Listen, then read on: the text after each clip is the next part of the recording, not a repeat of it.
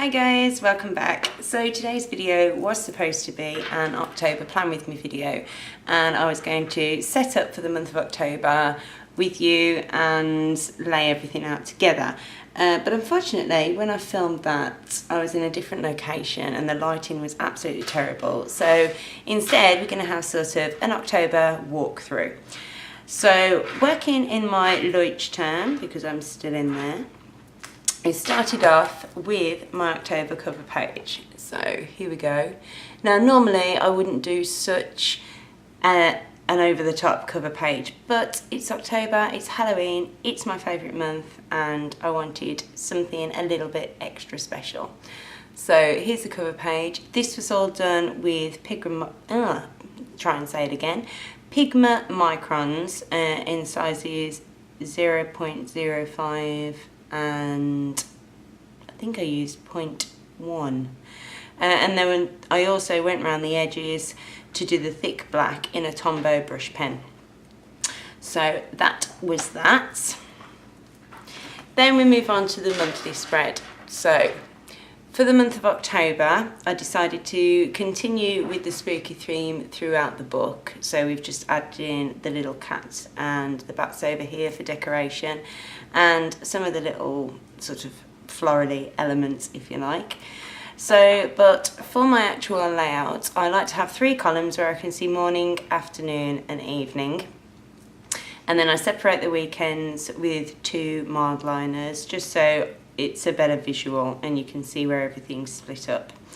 So the reason that I like to do this is because I find it helps me add more to my day, whereas when I was doing a normal calendar layout, I wasn't able to get enough in the boxes. So I've been using this for a couple of months now and I'm really enjoying it. So then over here we've got a goals section, so with little tick boxes, so I can just write down what are my goals for the month and keep track of that.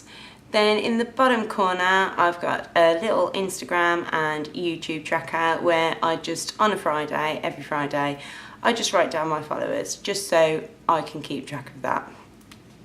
So that's the monthly. Then we move on to my gratitude spread. So this is completely blank, obviously, and what I do is I draw some 8x5 boxes to fill the whole page. Now I do end up with boxes left over, obviously depending on how many days there are in the month, depends on how many boxes there are left over. But then I like to fill them with little doodles, normally Zentangles, and so it ends up looking something like this one. So this is from August and this is completely full.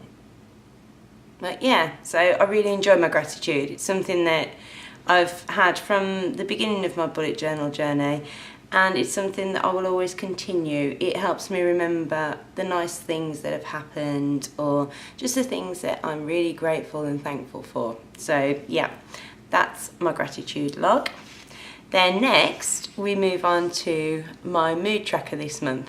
So I wanted this to be totally different this month, and I decided on mood pumpkins. So I've got one for every day of the month, obviously, and instead of using a colour to track my mood, the plan is that there will be a pumpkin face dependent on the mood of the day. So we may have an angry face, a happy face, a sad face. So I'm really excited to see how this mood tracker turns out at the end of the month. It'll be interesting.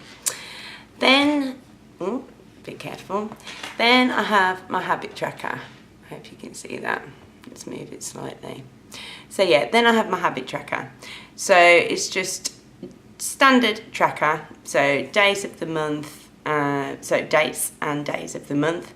And then at the top section I've got habits, so where I will list down all the habits that I want to track.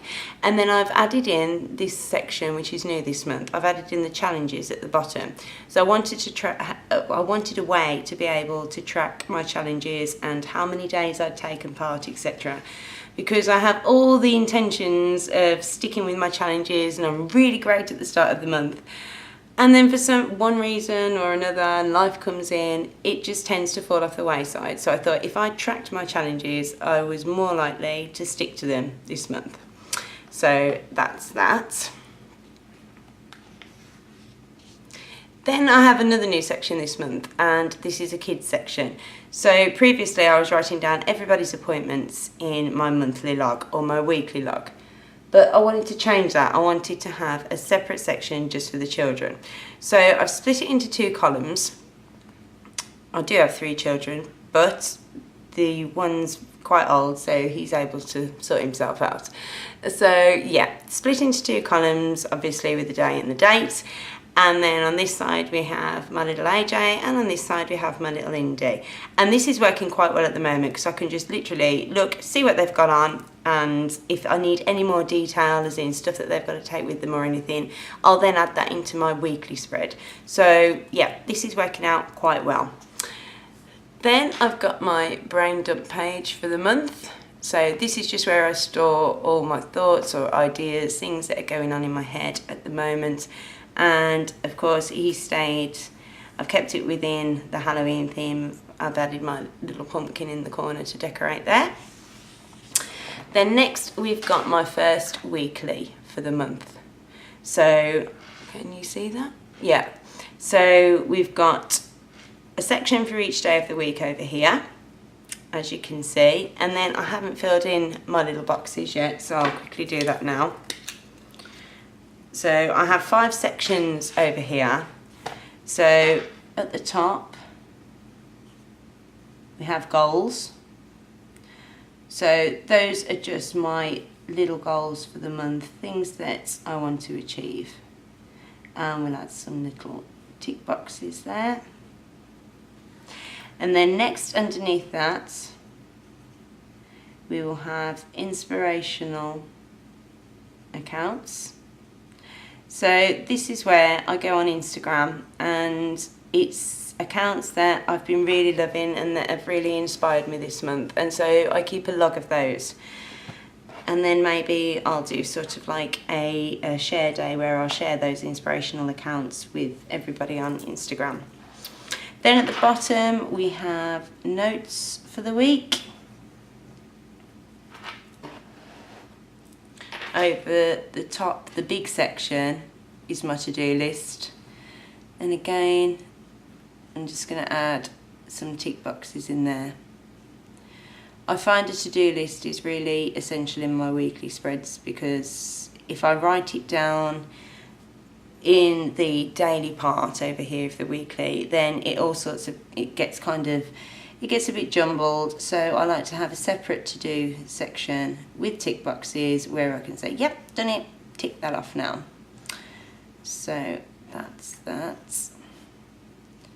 And then something else that I've been adding into my weeklies lately is next week. So this is just things that I need to add in if I haven't prepared next week's spread. Little bits and pieces that I need to add in when I do my next weekly, and that just gives me a little idea of what's going on. So let's just put that pen away before I make a great mess everywhere. I'm using a Lamy Safari there, by the way. I've been testing that out for a week and I'm quite enjoying it so far. And then we have a new one. This is something that I devised for this month because I'm planning on doing National Novel Writing Month, which is, what is it? Is it NaNoWriMo, I think it's called. Anyway, so this is a writing tracker. So I currently have 2 novels that I'm working on at the moment. So for anybody that's writing, this could be a very helpful tracker. So here we have 2 graphs where I have words per day over here. So we've got 0 to 6,000, and then I've got the date. So this is going to be a little graph of how many words I've written per day. Then underneath I have my books. So depending on the colour on the graph, it'll show you which book that I've been working on and how many words I've done per day. Then underneath there I have my editing time spent and the date. So that'll be another graph, and that will show me how many hours editing that I've spent over the course of the month. I could break this down and do this weekly as well, but I decided to try it with the monthly, see how I get on. If I need to break things up more and add some more sections for weeklies, then that might be something that I might do ready for November. Then on the other side I've just got a monthly log. So I have my book listed at the top, then I have my current words total, my goal word total for the month, the total amounts that I've written, so I won't fill that in till the end of the month, and the total amount of time spent editing during that month.